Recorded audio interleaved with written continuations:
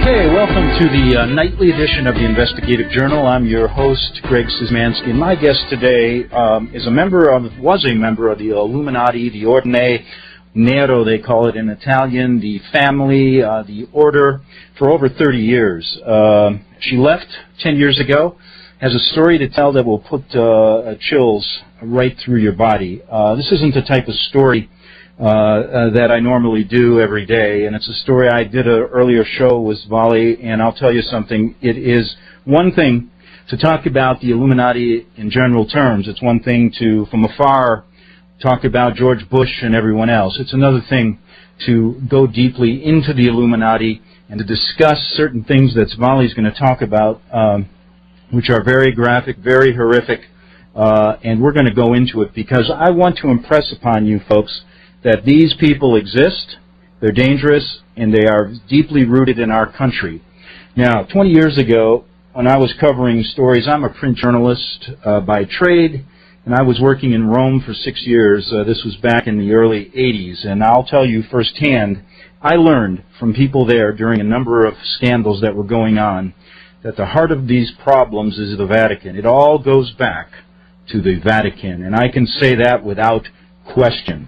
I met people there who told me about it. I met people who went through the same, one woman who went through the same induction ceremony as our guest tonight is going to tell you about.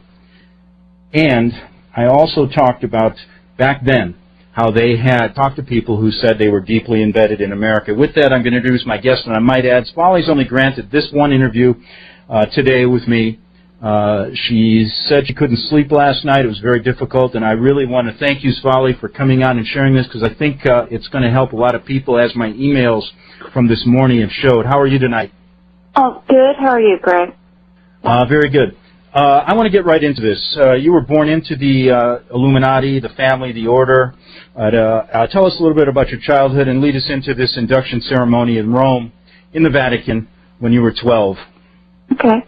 Well, I'm going to be brief because we don't have a lot of time, but I was born in a group as both of my parents were in it, so it wasn't a question of being recruited at all. I mean, from my earliest days growing up, that's all I ever knew was being part of the group.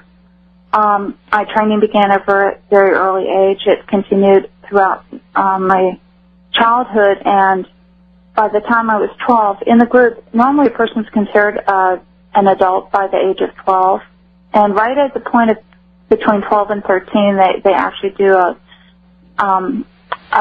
formal swearing in into your adult role within the group. And for me, part of this was going to Rome. My parents here prepared me for it, but then I went to Germany because I'm with the German house. I was born in Germany, came to the United States when I was young. But because I belonged to the German house in Europe, I went to the German father's house, and from there went with him and the French father to the Vatican, and during that time went through a ceremony. It's a very horrible ceremony. I mean, there's a room beneath the Vatican that a lot of people don't know about. You go below the basement level there, and I remember going down the stairs, and there's a room there, and it's a round room, and there's 13 catacombs that lead into the room, chambers, and they had taken a mummified figure from inside the catacombs and placed them beside each of the openings in the room, and they told me at the time that the spirits of the departed fathers were watching over the ceremony because they really believe that their roots go back to Rome and even pre-Roman times. They then held a ceremony, and there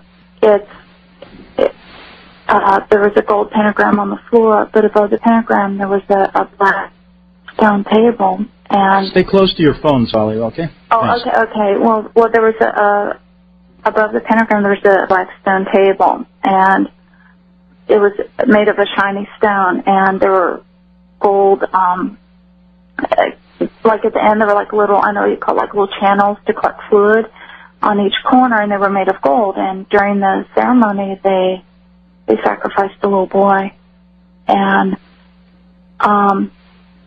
after that, the man, he was dressed in scarlet robes, went to he moved to the center, actually to the side of the room, to the side of the table, and I had to go forward and kiss his ring, kneel before him and kiss his ring and swear my undying loyalty to the world order.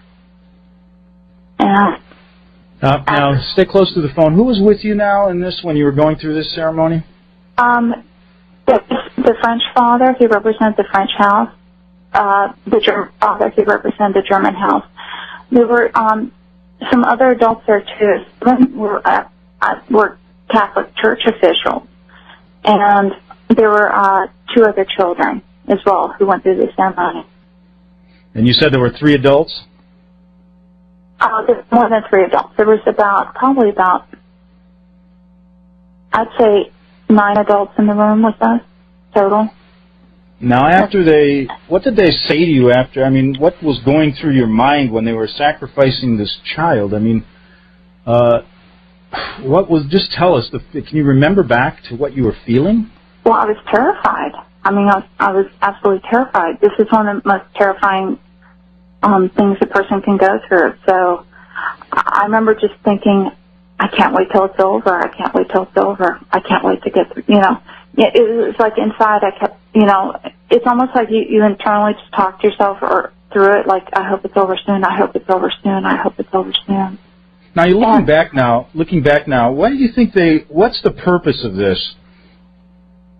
I think it's to instill terror in people, because after the ceremony was over, the man conducting it said, may the same occur to you or worse should you ever break this oath. And at the time, I was so terrified that the thought of ever breaking that oath never even occurred to me, because I believed him. These people are not nice people, and when you go through something like that, it makes you not only does it instill quote-unquote loyalty, but instills a lot of terror. Well, like I told you before, when 20 years ago, when I was approached by someone in Rome when I was covering these stories, and they told me a similar story when they were a child, and basically echoed what you're saying about what went on in their ceremony. This woman eventually committed suicide jumping off the Vatican roof. Yeah. And let me tell you something. After that, I began researching this story in depth and found out some incredible things 25 years ago that are basically coming true now in this country. A couple minutes here before the break, now you left this you left this ceremony, you're 12 years old. Tell us who you left with and what happened afterwards then. Well, I left with the German father, and afterwards he praised me. He said, you did well, because I did everything I was supposed to do during the ceremony, and I didn't cry out or anything like that. And then we just went and we stayed at a local house. It was a wealthy person, and we stayed at the house, spent the night, and then we flew back to Germany the next day. And did he tell you anything about how you did or what they expected of you? No, before he had, but he just said you performed well, and he said this will help you rise in the family. Okay, Zvali, just stay right there. We're going to get back. We're talking to Zvali, a member of the Illuminati for many, many years on the Genesis Communication Radio Network.